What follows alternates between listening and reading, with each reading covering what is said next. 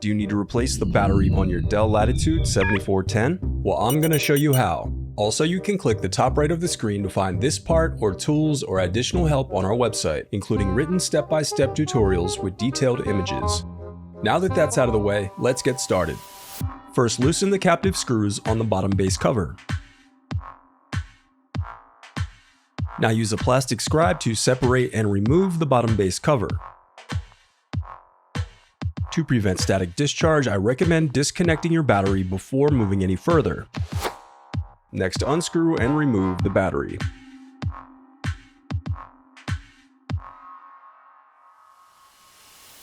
The reassembly of your laptop is as simple as following your steps in reverse.